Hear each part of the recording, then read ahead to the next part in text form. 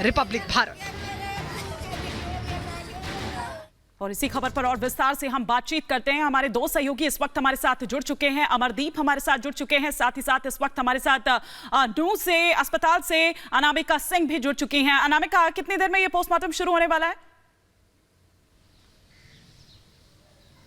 देखिए, मेरी मौजूदगी नूह के मरोड़ा के उस गांव में है श्रीकांत के परिवार के साथ, जहां पर पूरा परिवार आज सदमे में है, दुखी है, क्योंकि सवाल पूछ रहा है कि ये कैसी पूछताछ थी, ये कौन सी पूछताछ थी, ये बर्बरता आखिर क्यों की गई, पूछताछ के नाम पर एक परिवार को प्रताड़ित क्यों किया गया। सवाल यहाँ पे बहुत सारे, क्योंकि जिस तरीके से इनके घर की एक महिला हॉस्पिटल में एडमिट है, स्थिति नाजुक बनी हुई है, बच्चे का पोस्टमार्टम किया जाएगा, पूरा परिवार जिसका वेट कर रहा था बीते 9 महीने से, हाथ लगी तो क्या लाश। और शायद यही वजह है कि पूरा परिवार सवाल पूछ रहा है कि ये कैसी पूछताछ थी, ये कौन सी पूछताछ थी, ये कैसी पुलिस थी जिसने इस तरीके से परिवार की महिलाओं के साथ अभद्रता की, मारपीट की, धक्का मुक्की की और बच्चे को मार डाला। खैर, जो श्रीकांत के भाई हमारे साथ जुड़ गए बात करने के लिए, उस वक्त क्या हुआ था, क्या देखा आप लोगों ने, और किस तरीके से जो आरोप लगाए जा रहे हैं कि धक्का मुक्की का लेवल क्या था जो बच्चे को ऐसी चोट पहुंची कि मौत हो गई।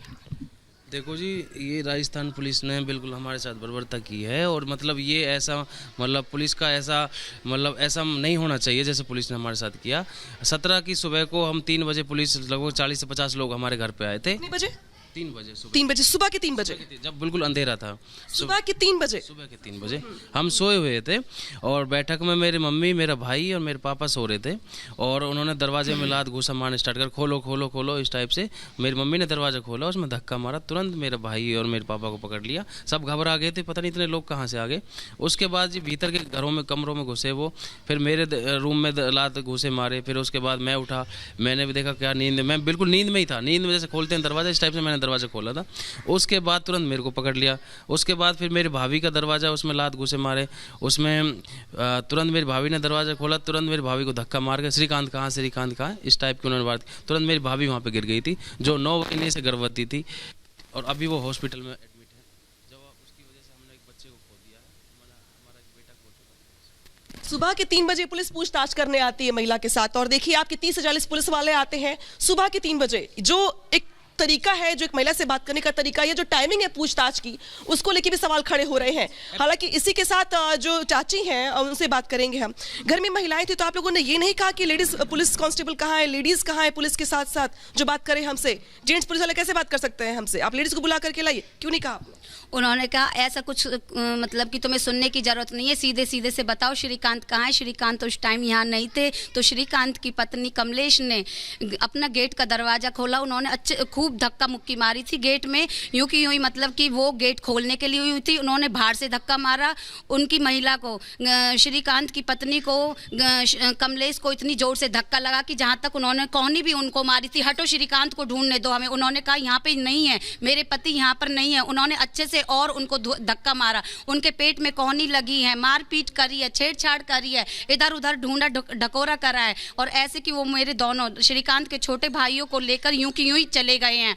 और जाते जाते उन्होंने कहा कि फिरोजपुर आ जाना, तो यूं की यूं ही फिर उनको मतलब कि वो ले गए हैं हमारे दोनों बेटों को, और गाड़ी पर लिखा हुआ था आरजे पुलिस। तो और फिर यूं की यूं ही 17 तारीख को सारे दिन मेरी प्रेग्नेंट महिला कमलेश वो सारा दिन परेशान रही हैं। फिर उनको 18 की सुबह 6:30 बजे हम मांडी खेड़े लेके गए हैं। मांडी खेड़े लेके गए तो उन्होंने कहा कि आपकी पेशेंट बहुत खतरनाक स्थिति से गुजर रही है, हम इनको रेफर कर देते हैं। उन्होंने नल्लड़ मेडिकल के लिए रेफर कर दिया है, नल्लड़ के लिए रेफर कर दिया है। वहाँ जाके देखा तो कंडीशन बहुत मतलब कि बिगड़ी हुई है। उन्होंने कहा आपके पेशेंट दो मतलब जच्चा बच्चा दोनों खतरे में है, बहुत खतरनाक है। उन्होंने हमसे ऐसा कुछ लिखवाया कि हमसे कुछ लिखा नहीं जा रहा। उन्होंने कहा आपकी मतलब कि कमलेश को भी खतरा है, आपके पेशेंट को खतरा है, बच्चे को खतरा है, और वो दोनों की जान भी जा सकती है, बच्चादानी फट सकती है, वो मानसिक संतुलन से पागल हो सकती हैं, दौरे पड़ सकते हैं, उनको ब्लीडिंग इतनी हो सकती है, इनको कुछ भी हो सकता है। आप सीधे सीधे से लिख दो। हमसे लिखा नहीं गया, फिर भी मजबूरन होने के कारण हमने लिखा, और उन्होंने कहा कि इस सब के जिम्मेदार आप रहोगे। हमने कहा चलो ठीक है, हमें कुछ नहीं चाहिए, हमें हमारी कमलेश हमारे सही सलामत हाथों में दे दो। तो उन्होंने जल्दी से अरेंज किया और उनका ऑपरेशन किया, उनको मरा हुआ बच्चा पेट से निकाला। हमारी कमलेश सीरियस रही, उनको 6 घंटे के बाद होश आया है। राजस्थान की पुलिस पुलिस ने जो हमारे घर पर महिलाओं के ऊपर इस तरीके से हमला किया है, गुंडागर्दी की है, मारपीट की है, छेड़छाड़ की है, वो पुलिस नहीं, पुलिस के नाम पर एक कलंक है। प्लीज उनको ज्यादा से ज्यादा सजा दी जाए। हमें इंसाफ चाहिए, इंसाफ चाहिए। हमारे नवजात बच्चे की मौत का कारण राजस्थान की पुलिस है। हम कुछ नहीं जानते। वो हत्यारी है, वो पापी है, वो पुलिस नहीं है, वो कलंक है पुलिस के नाम पर। प्लीज हमें इंसाफ दो। तो 9 महीने से जो परिवार एक छोटे से बच्चे का इंतजार कर रहा था, परिवार में खुशियों का इंतजार कर रहा था, वो परिवार आज सदमे में है, इंसाफ की मांग कर रहा है। पुलिस वाले जाते जाते कुछ लोगों को भी लेकर के गए थे पूछताछ के लिए। क्या आप लोगों को भी लेके गए थे? हाँ जी, हाँ जी। हमें लेके गए थे यहाँ से, दोनों भाइयों को हमें गाड़ी में बिठा लिया था उन्होंने। लगभग 5 से 6 गाड़ियाँ थी, बलेरो गाड़ियाँ थी सारी, और उनमें आरजी नंबर था सबका। हमें मतलब उन्होंने कुछ लोगों को तो कपड़े भी नहीं पहनने दिए। उसने मेरे छोटे भाई को कपड़े तक भी नहीं पहने, आप लोगों को कपड़े भी नहीं पहनने दिए? कपड़े भी नहीं पहनने दिए, और उस टाइप से हमें उठा के ले गए। बाद में फिर मेरी मम्मी ने भगते भगते उनको कपड़ा दिए हैं, मेरे भाई को कपड़ा पहना उसने।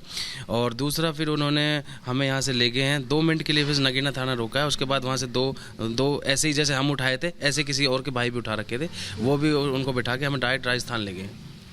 उसके बाद फिर छोड़ दिया आप लोगों को? नहीं, राजस्थान हमें पहाड़ी थाने में रखा है। और हमें विदाउट कोई, हमारा कोई मतलब कोई दर्ज नहीं है, हमारा कोई मतलब हमारा कोई खिलाफ कोई एफआईआर थोड़ी नहीं है ना, हम क्रिमिनल हैं। तो हमें उनको लगभग उन्होंने हमें 2 दिन रखा है उन्होंने। आपने पूछा नहीं कि किसकी शिकायत पे आपने हमें यहाँ रखा हुआ है? कहाँ एफआईआर, कहाँ एप्लीकेशन? उन्होंने बोला कि हम पूछताछ के लिए हम आपको लाए हैं, आपका भाई का नाम है, इस टाइप से उन्होंने हमें, फिर उन्होंने हमसे लगभग 5-6 अधिकारियों ने हमसे पूछताछ। जी ठीक है। तो यहाँ पे जो घर के पुरुष थे उनको कपड़े तक नहीं पहनने दिए गए। सुबह के 3 बजे पुलिस आती है इस घर में छापेमारी करने के लिए, यहाँ पर पूछताछ करने के लिए, श्रीकांत को ढूंढने के लिए। जब श्रीकांत नहीं मिलते तो उनके घर की महिलाओं के साथ परिवार के साथ किस तरह से बर्बरता की जाती है, दरिंदगी की जाती है, ये